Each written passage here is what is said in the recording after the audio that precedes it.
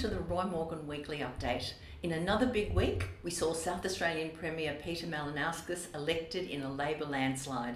Labor 37.7% as of midday Tuesday, and well over 30 seats in the 47-seat Parliament were far ahead of One Nation on 22.1%, the Liberals 19%, Greens 10.3%, and Independents and other parties on 10.9%.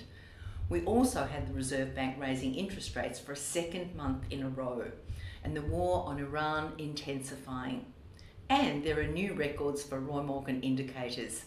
Consumer confidence is down to a record low, 63.1. Inflation expectations are up to a record high, 6.9%, and mortgage stress is on the rise again after a brief respite. Firstly, to consumer confidence, down for a fourth straight week. The ANZ Roy Morgan Consumer Confidence fell 5.4 points to 63.1, a new record low for the index. And this index stretches back more than 50 years. Consumer confidence has now fallen 17.1 points in the last 4 weeks since Israel and the United States began attacking Iran on the last day of February. The biggest driver of the fall was a loss in confidence that now is a good time to buy household items. That was down a net 10 percentage points this week and down 23 percentage points over the last 4 weeks. Also driving the multi-week fall is less confidence about the Australian economy over the next year. This index has fallen by a net 23 percentage points over the last 4 weeks.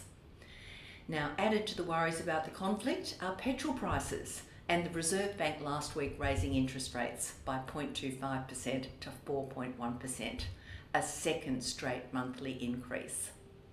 A look at consumer confidence by housing status shows that, unsurprisingly, the biggest weekly fall was for people paying off their homes, those with mortgages.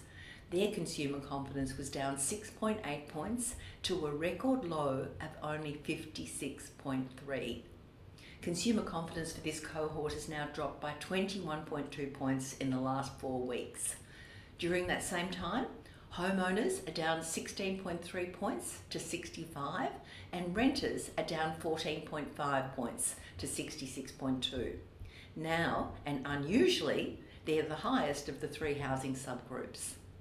Since the war started, Australians' inflation expectations have soared. ANZ Roy Morgan inflation expectations increased 0.2% to 6.9% this week, a new record high. This means Australians expect annual inflation of 6.9% in each of the next 2 years. Inflation expectations have now jumped 1.7 points in only 4 weeks, as Australians factor in petrol price increases as well as the flow-on costs to food and other goods.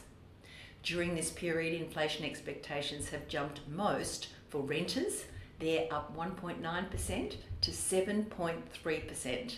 And for people paying off their home, up 1.8% to 7.1%. And of course, driving this rise in inflation expectations is the prices at the pump, which hit a record high of $2.38 per litre last week and are set to continue to move higher. So prices have jumped 72 cents since this time last month, a 43.3% increase. A chart of inflation expectations and average petrol prices shows both moving in unison in recent weeks, straight up.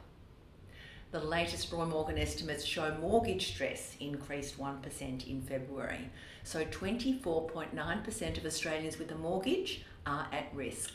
That's an estimated 1.32 million Australians, and it's up 133,000. So 133,000 more Australians at risk of mortgage stress. The increase follows the Reserve Bank's decision to increase interest rates in February and is the first increase for the indicator since mid-2025. Since then, of course, the Reserve Bank increased interest rates again in mid-March.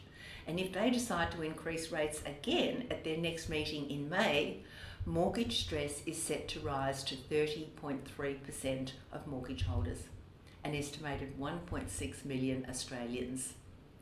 Politically, these challenges are impacting support for the Labor government.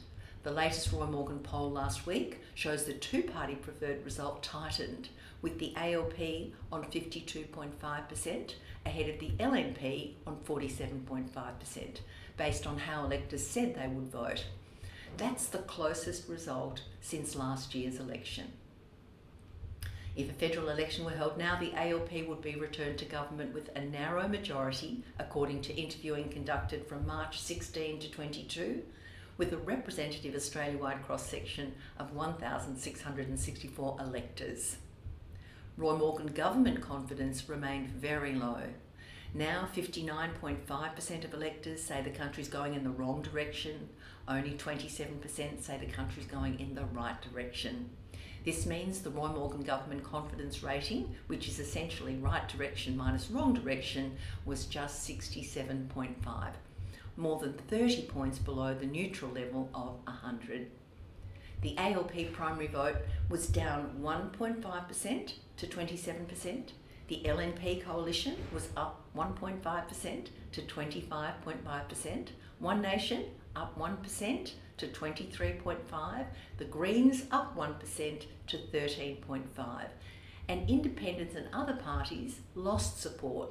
They were down 2% to 10.5%. Now, unemployment.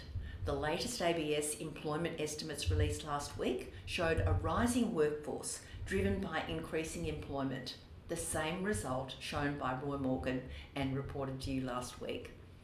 The employment composition for Roy Morgan and the ABS showed a sharp rise in part-time jobs, while full-time jobs fell in both of the measures, although the net effect was more overall jobs, with a larger share of employed people working part-time than before. The estimates of unemployment, of course, are very different.